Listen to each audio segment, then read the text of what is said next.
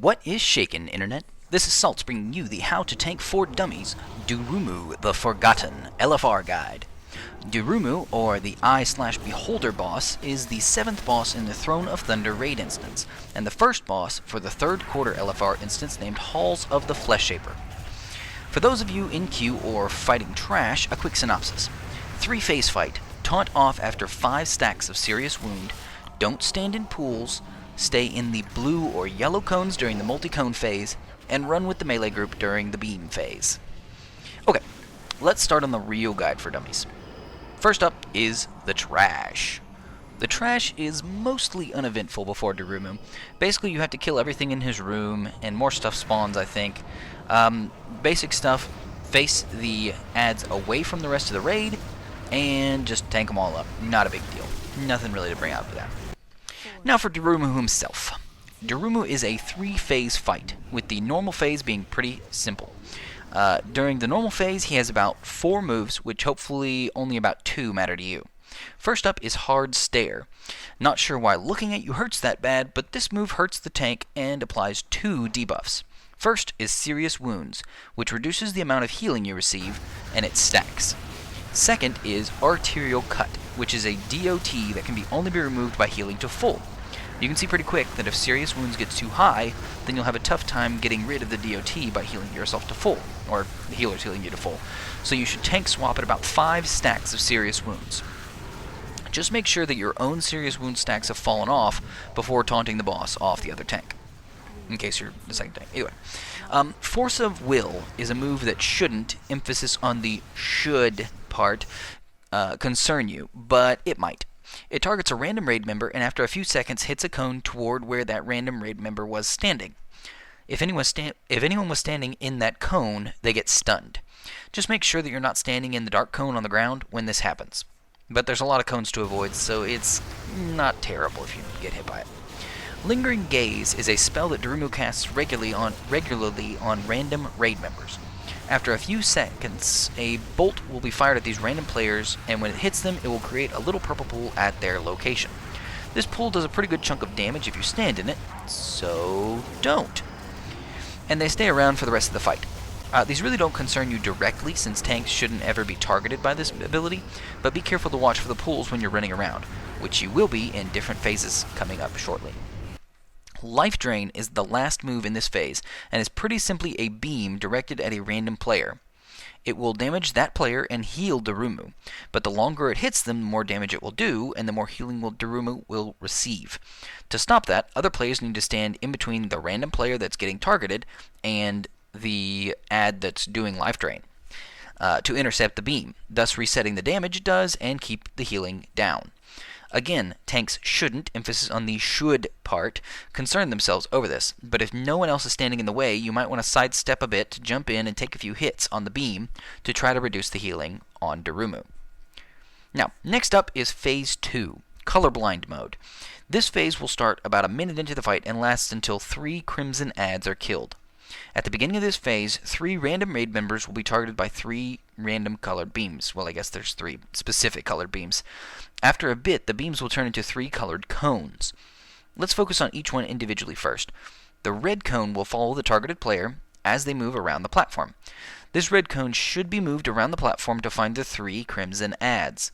The ads will appear when the cone comes over them. Once they appear, they'll be targetable and start doing damage to random raid members. A quick note is that if they aren't dead and the person with the cone moves away from them, they'll become untargetable again and do some raid-wide damage as well. The blue/white cone is up next. It also fixates on one random player and it follows them around, but it shouldn't really be moved. There is an Azure ad that can be found if you move this cone around, but that's actually not a good thing. If the Azure ad appears, he'll start doing bonus damage to everyone in the cone. And if the cone moves away from him and he's not dead, he'll do the same raid-wide damage that the Crimson guys would do, and become untargetable. I'm not really sure about LFR, but in normal, even if you kill this guy, he just respawns, so there's literally no reason to kill him, or even make him appear for that matter. Blue cone should not move, period. The yellow cone is the last cone, and actually doesn't stick to one person. Once it appears, fixated on that random raid member, it slowly moves around the room in one direction, regardless of how that person moves. No ads here, so there really isn't much else to say. However, there's one more point to make. If no one is standing in any of the cones besides the ones the cone is targeting, basically the entire raid takes damage. So for that point, I can suggest one of two options for the tanks during this phase. First, both tanks go stand in yellow and follow it around. In the best case scenario, you'll have everyone evenly split, with range DPS going to yellow, melee going to red, and healers and tanks going to blue. But in LFR, you have to play it by ear. If no one's in yellow, go stand in yellow. If no one's in blue, go stand in blue. Most of the time, the healers will be standing in blue and just stay there if they're smart, since it shouldn't be moving, which kind of makes their lives easier. If there are actually a lot of people in yellow already, because ranged is staying there like they were supposed to, then the tanks can split between yellow and blue. This is a good option because a tank can help soak the damage. Oh, did I forget to mention that standing in any of the cones does damage just by itself? Well, it does, but not standing in any cone does more damage to everyone in the raid, so that's really not an option. Either stay in blue or yellow, with yellow being a bit more important if no one else is there. If everyone's doing what they're supposed to and all the cones are filled evenly, or at least have a couple people in them, do whatever you want. In fact, if they're not actively tanking, it might be better just to go to red and help kill the crimson adds to make the phase end faster. Okay, one last little note about this phase. The boss will continue doing pretty much everything he did in phase 1, so he'll still gaze at you, drop pools on people, and do the drain life. So don't tunnel vision on the cones, because you still got a tank. Whew! Now that that is out of the way, we can talk about the final phase. Durumu will pull out the big guns with his Disintegration beam a few minutes into the fight. Touching this beam means pretty much instant death, so don't. He'll charge up the beam for a few seconds, and you'll see smoke forming on the ground. Don't stand in this, it's called eyesore, and it will hurt you a lot. You'll notice that the smoke slowly spreads around the entire room, eventually taking over the entire platform.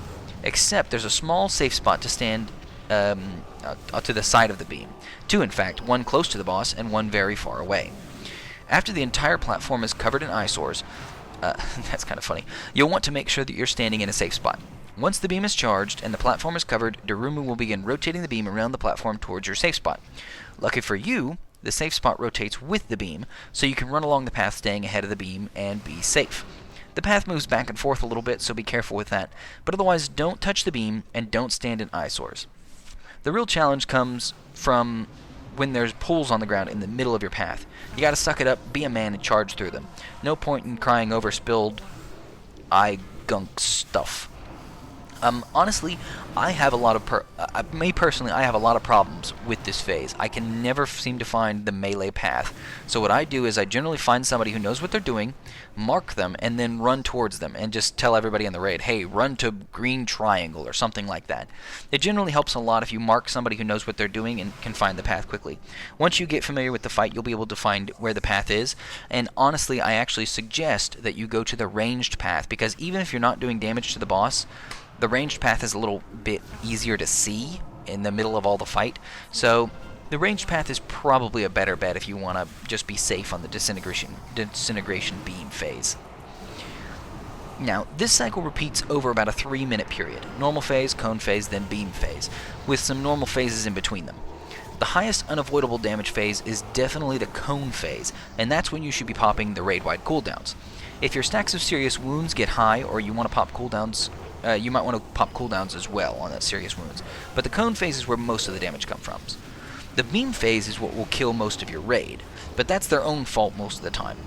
If you want to, you can pop major cooldowns in the beam phase, trying to make sure you can get to the safe path in case you have to run through eyesores or stand in eyesores for a little bit to find the safe path. But that's up to you. Once you get more familiar, you won't have to use the cooldowns then. And that pretty much covers everything about Durumu, so let's go ahead and recap. You need to switch tanks at 5 stacks of serious wounds. Don't stand in the smoke cones, not to be confused with the colored cones. When the colored cones show up, stand in either the blue or the yellow, whichever has less people, and don't touch the pretty purple beam. Hopefully you've enjoyed this guide for dummies. Please like, favorite, share, subscribe, and, as always, you keep it salty, Internet.